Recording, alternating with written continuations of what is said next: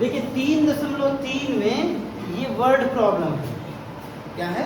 Word problem, मतलब इबारती सवाल, जिसको साधारण भाषा में कहते हैं। अब इसको किस विधि से बनाने को कह रहा है? विलोपन विधि से। विलोपन विधि को एलिमिनेशन मेथड भी कहते हैं, एलिमिनेट कर देते हैं। एलिमिनेट का मतलब हटा देना, विलोपित कर देना। ठीक है। इसमें जो पहला सवाल है, यदि हम अंश में एक जोड़ दें तथा हर में एक घटा दें तो भिन्न एक में बदल जाता है। यदि हर में एक जोड़ दें तो यह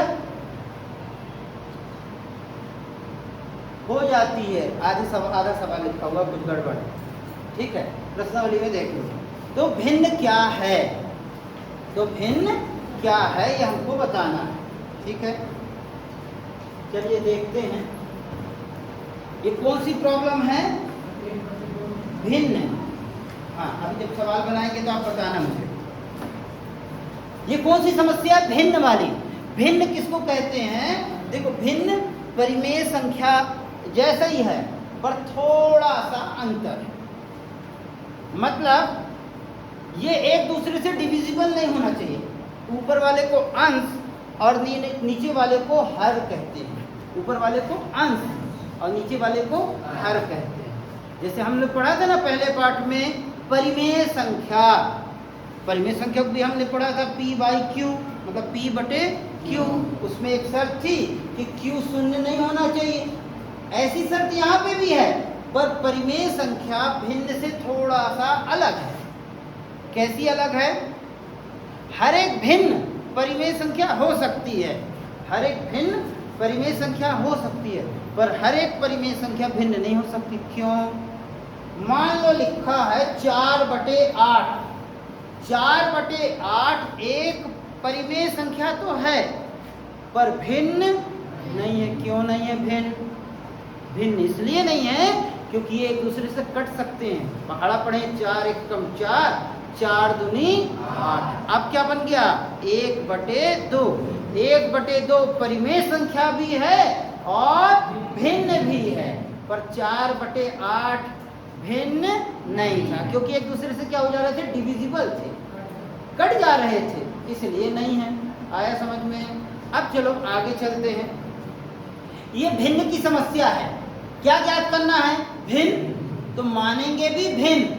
ठीक, तो भिन्न में क्या क्या होता है? अंश और हर। माना भिन्न का अंश, जिसको इंग्लिश में कहते हैं न्यूमरेटर। न्यूमरेटर कितना है? x। और हर, जिसको डिनोमिनेटर कहते हैं, वो कितना है? y है। हमने मान लिया कि अंश क्या है? x है और हर क्या है? y है। तो हमारा भिन्न कैसे होगा? बटे के रूप में लिखेंगे। तो भिन्न बराबर x बटे y।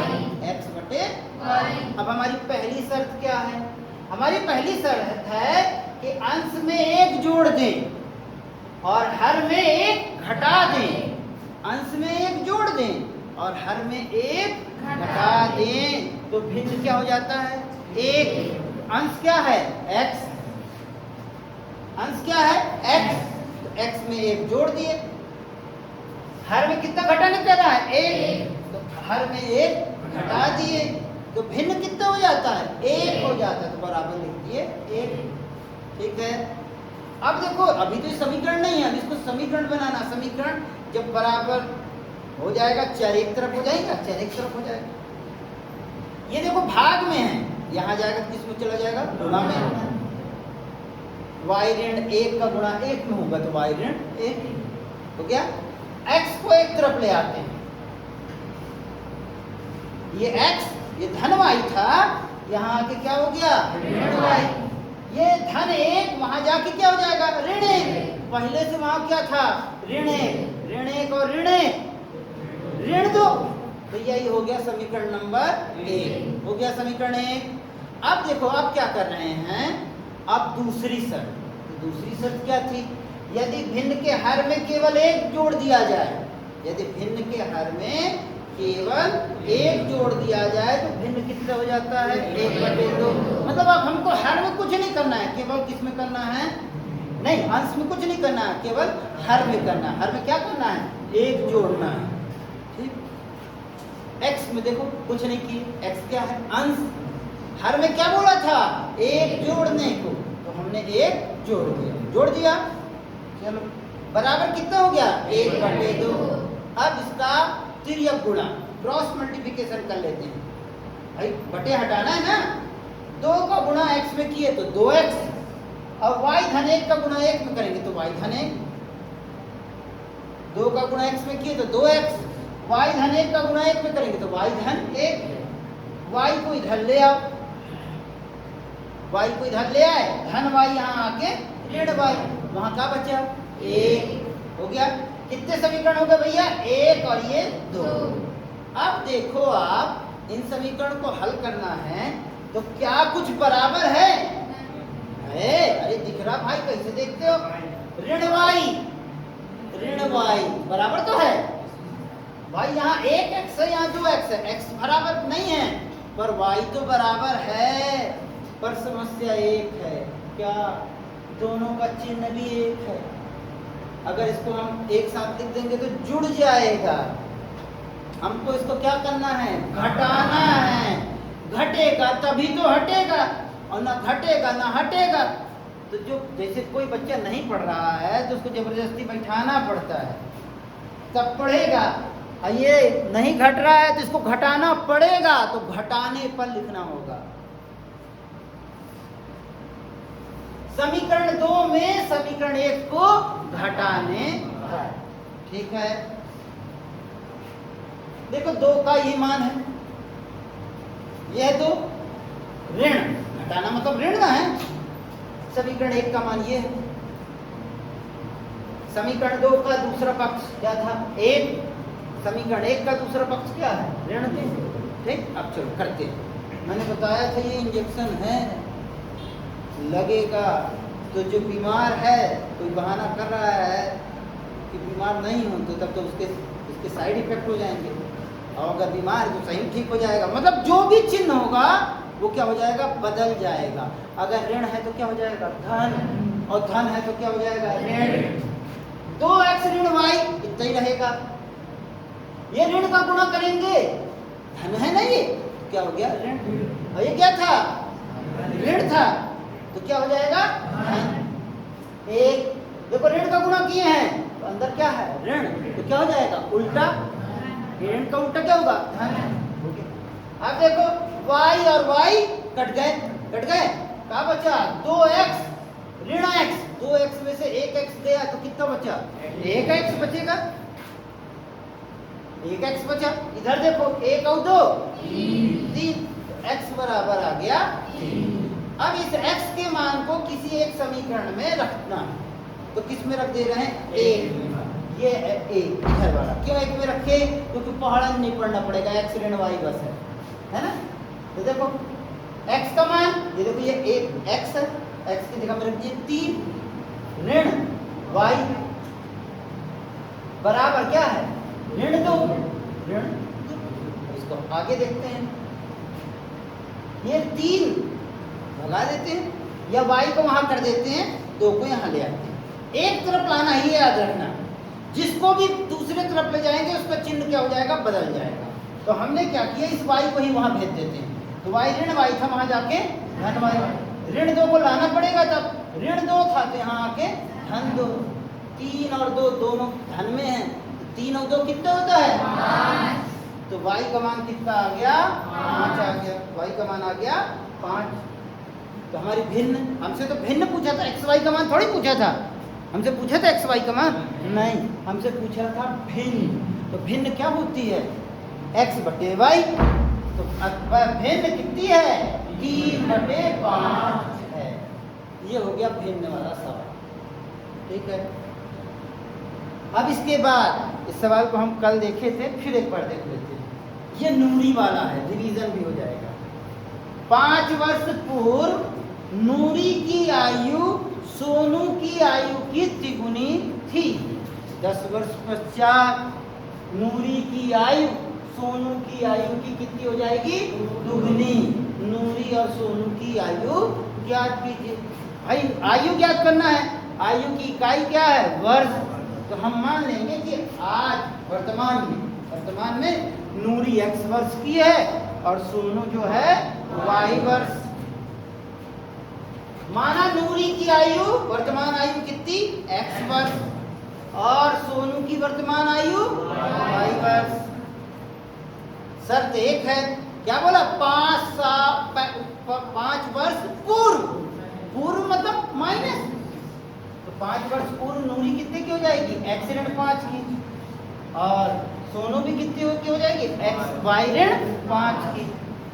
अब सवाल बनाते हैं, बोलता है, देखो सवाल में लिखा है पहली शर्त, 5 वर्ष पूर्व नूरी की आयु, यह है नूरी, सोनू की आयु की तिगुनी है। तो 3 का क्या कर दिए?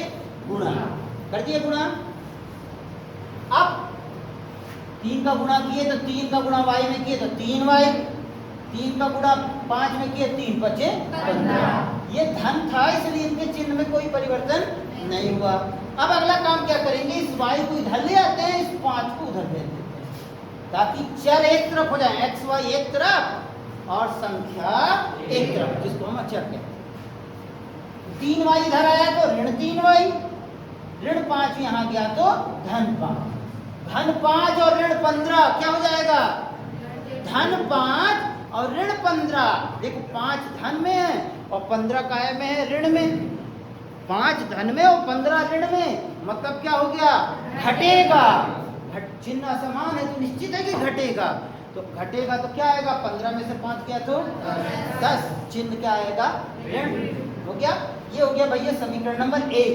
हमारी दूसरी शर्त है 10 साल बाद, है ना? 10 साल बाद क्या हो जाएंगे? 10 साल बड़े, 10 वर्ष पश्चात नूरी कितने की हो जाएगी? x धन 10 और नूरी कितने की हो जाएगी? y धन 10। 10 साल बाद दुगनी हो जाती है बोलते हैं, तो देखते हैं।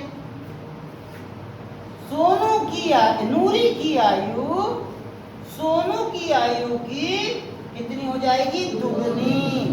दुगनी मतलब 2 का गुणा, 2 का गुणा, गुणा मतलब गुणा, गुणा कर देते हैं। 2 का गुणा y में करेंगे तो 2y, 2 का गुणा 10 में करेंगे तो 10 दूनी 20। ये आ गया। अब y को इधर ले आते हैं, इस 10 को उस तरफ ले चलते हैं। x धन 2y है, यहाँ आके ऋण 2y, धन 10 वहां जाके ऋण 10 हो जाएगा। 20 में से 10 गया कितना बचा? 10। ये आ गया समीकरण नंबर 2। अब 1 और 2 को देखो, 3y 2y बराबर नहीं है, x बराबर है, पका पकाया है। केवल क्या करना पड़ेगा? अभी भी देखो दोनों x क्या हैं? धन में। अभी भी दोनों x किस में है? धन में। क्या करना पड़ेगा? घटाना पड़ेगा। भाई दोनों धन में है, हमको तो घटाना है। अगर एक धन में होता एक ऋण में होता तो क्या कर देते? जोड़ देते। अरे एक धन में होता एक ऋण में होता तो जोड़ देते, पर दोनों धन में है या दोनों ऋण में है तो क्या करना पड़ेगा? घटाना पड़ेगा। समीकरण 2 में 1 को घटाने, 2 से 1 को घटाने, ये 2 ऋण, ये 1, ये 2 में 10 था, ऋण 10 था। अब चलो हल करते हैं। जब ऋण का गुणा होगा तो ये धन में है तो ऋण में हो जाएगा, और ये ऋण में है तो कायम हो जाएगा धन में। ये ऋण का गुणा करें तो ये ऋण में था तो कायम हो जाएगा धन में। अब देखो x ऋण 2y, ऋण का गुणा किए तो ऋण x, ऋण का गुणा किए तो धन 3y बराबर 10, ऋण का ऋण में गुणा किए तो धन 10। ये तो हो गया 10 10 20। इधर देखो x घट गया, कैंसिल हो गया, 1x में 1x गया, ऋण 2y धन 3y। अरे देखो चिन्ह, देखो भैया चिन्ह देखना है। 1y दोनों का चिन्ह अलग है तो घटेगा। ये ऋण में है और ये धन में है। 3 में से 2 गया तो 1, है ना? ठीक है। 1y मतलब y, और 10 और 10 20, y का मान आ गया 20। अब इस y के मान को एक समीकरण में रख देते हैं। समीकरण किस में रख दे रहे हैं? 2 में। तो 2 क्या था? ये है 2, x ऋण 2 वाई, वाई का मान कितना आया है 20, बराबर क्या है 10। एक्स ऋण 20 दूनी 40, ऋण 40, एक्स ऋण 40 बराबर 10। ऋण 40 में आ जाएगा, कहीं हो जाएगा धन में हो जाएगा। तो 10 और 40 एक्स बराबर आ गया 50। तो आ गया उत्तर। उत्तर हमसे एक्स और वाई का मान थोड़ी पूछा था, हमसे तो पूछा था कि नूरी और सोनू की आयु। तो हम लिखेंगे अब कि नूरी की आयु 50 वर्ष और सोनू की आयु 20 वर्ष है। ध्यान क्या रखना है कि गलती अगर हुई तो पता कैसे लगाएं, आयु ऋण में नहीं आएगी, आयु ऋण में नहीं आने वाली। अगर ऋण में आई है मतलब आपने गलत बनाया है। आयु ऋण में हो ही नहीं सकता। हो सकता है क्या? कोई 50 वर्ष का हो सकता है, कोई 20 वर्ष का हो सकता है, पर ऋण 50 और ऋण 20 का नहीं हो सकता। ठीक है, अब ये देखो अंकों वाली संख्या है। 2 अंकों की संख्या के अंकों का योग 9 है।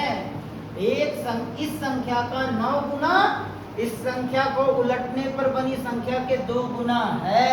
संख्या ज्ञात कीजिए। संख्या है, संख्या मान लो 34 है, एक संख्या है 34। 34 में कितने अंक हैं? 2, 3 और 4।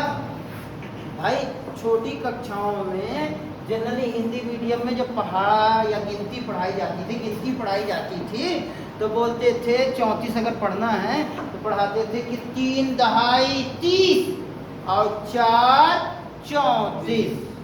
3 दहाई 30 मतलब 3 10 हो गए तो 30 हुआ, और 1 4 जोड़ दिए तो कितना हो गया 34। 3 दहाई 30 4 34 मतलब दहाई में किसका गुणा करते हैं 10 का, और इकाई में 1 का, मतलब वही इकाई है। अगर सैकड़ा होता तो कितने का गुणा करते 100 का। स्थानीय मान पढ़े होगे ना भाई, हमने पढ़ी 2 चीजें पढ़ी हैं, place value and face value. अरे सीधा हिंदी में बोले स्थानीय मान के बारे में। चलो तो मानते हैं 2 अंकों की संख्या है तो इकाई दहाई मानना पड़ेगा। माना संख्या का दहाई का अंक x और इकाई का अंक y है, तो हमारी संख्या क्या हो जाएगी? दहाई में कितने गुणा करते हैं 10 का, तो हमारी संख्या हो जाएगी 10x धन y। संख्या हो गई 10x धन y, क्योंकि दहाई में कितने गुणा करते हैं 10 का। 2 अंकों की संख्या बोला है ना। अब पहली शर्त बोल रहा है अंकों को, अच्छा हाँ उसने और बोला है कि इस अंक को पलटते भी हैं। पलटने का मतलब है 34 बोला था ना, तो 34 को पलट के बनाएंगे तो 43 बन जाएगा। तो यही बोला इकाई वाला दहाई में, दहाई वाला इकाई में, तो 10y धन x। अब पहली शर्त क्या कहता है? पहली शर्त कहता है अंकों का योग 9 है, मतलब x और y को जोड़ने पर क्या आना चाहिए 9। x धन y बराबर 9, पहला समीकरण हो गया। अब दूसरी शर्त क्या बोला है कि अंकों को पलटने पर प्राप्त संख्या संख्या का 9 गुना अंकों को पलटने पर प्राप्त संख्या के 2 गुना है। मतलब अगर संख्या सीधी है तो 9 गुनी है और उल्टी कर दिए तो 2 गुनी हो गई। सीधी संख्या का 9 गुना, उल्टी संख्या x की जगह में y की जगह में x, उसके कितने गुने हैं 2 गुने। अब इसका गुणा करके, इसका क्या कर ले गुणा, और गुणा करके समीकरण बनाए। एक समीकरण बन चुका है, एक समीकरण क्या बना है x धन y बराबर 9। दूसरा समीकरण बना 9 का गुणा 10 में किए 9 दहा x, 9 का गुणा y में किए 9y, 2 का गुणा 10 में किए 10 दूनी 20, 2 का गुणा x में किए 2x। ये आ गया। x y दोनों को एक ही तरफ ले चलना है, एक ही तरफ ले चलते 90x ऋण 2x। 90 में से 2 गया तो देखो धन था ना, यहाँ के ऋण हो गया। 90 में से 2 गया तो 88x। 9y धन में था, वहां जाके किस में हो गया ऋण में, पहले से 20 काय में है, धन में है, और 9 ऋण में है, 9 वाई ऋण में है। जुड़ेगा घटेगा बताओ? घटेगा। Very good. तो घटेगा तो क्या आएगा? 20 में से 9 गया तो 11। अब एक तरफ ले जाके समीकरण बना देते हैं या काट देते हैं, यहीं से काट देते हैं, ज्यादा अच्छा है। कैसे ज्यादा अच्छा है? 11 एकम 11, 11 अठे 88। समीकरण बनाए हल हो गया, बिना बनाए हल हो गया। 8x बराबर y, एक तरफ ले आए, ये हो गया समीकरण, हो गया। अब बड़ा सरल हो गया। अब देखो दोनों समीकरण को। पहला वाला समीकरण क्या था? x धन y बराबर 9, और दूसरा समीकरण कितना है? 8x ऋण y बराबर 0। उसमें भी y था, इसमें भी y है, पर उसका y काहे में था? धन में। अरे x धन y था, और इसका y किस में है? ये तो अपने आप घट जाएगा, उसको घटाने की आवश्यकता नहीं है, जोड़ने की आवश्यकता है। समीकरण 1 और समीकरण 2 को जोड़ने पर जोड़ दिए तो क्या हुआ? y एक ठो में धन था, एक ठो में ऋण था, तो धन और ऋण कट गया, और हमारा आ गया x धन y, पहला समीकरण। दूसरा समीकरण 8x ऋण y, दूसरा समीकरण बराबर 9, और उधर का था 0। अब हल करते हैं तो देखो धन y ऋण y कट गया, 8x और 1x 9x, 8x और 1x 9x बराबर 9, तो 9 से काट देते, 9 एक कम 9, 9 एक कम 9, x बराबर कितना आ गया? x का मान 1 आ गया। अब दोनों समीकरण में जो सरल दिखे उसमें रख दो। पहले ही समीकरण सरल है, क्या सरल है? x धन y बराबर 9, x का मान आ गया है, तो 1 धन y बराबर 9। एक को ट्रांसफर कर देते हैं, एक का ट्रांसफर कर दिए, एक को भेज दिए, पक्षांतर कर दिए, तो धन 1 यहाँ आके ऋण 1, तो 9 में से 1 गया तो 8, y बराबर आ गया 8। y भी आ गया, x भी आ गया। क्या y और x निकालना था? नहीं, हमको तो निकालना था संख्या, वो भी कितने अंकों की? 2 अंकों की। तो मूल संख्या 10x धन y, x का मान है 1, तो 10 एक कम 10, और y का मान है 8, 10 8 18, 10 एक कम 10 और धन 8, 10 8 18। अब लिखना पड़ेगा वह संख्या कितनी है? 18 है। समझ में आया? गलत गलत पहाड़ा गिनती नहीं भाई। गणित में तो जोड़ घटाना गुणा भाग, अगर यही हमने गलत कर दिया तो हमारा सवाल गलत है। ये एक सवाल है बैंक, ये है एक सवाल बैंक, तो ये आज का होमवर्क है, ठीक? क्योंकि कल संडे है, तो आज होमवर्क है, उसको बना के लाना है।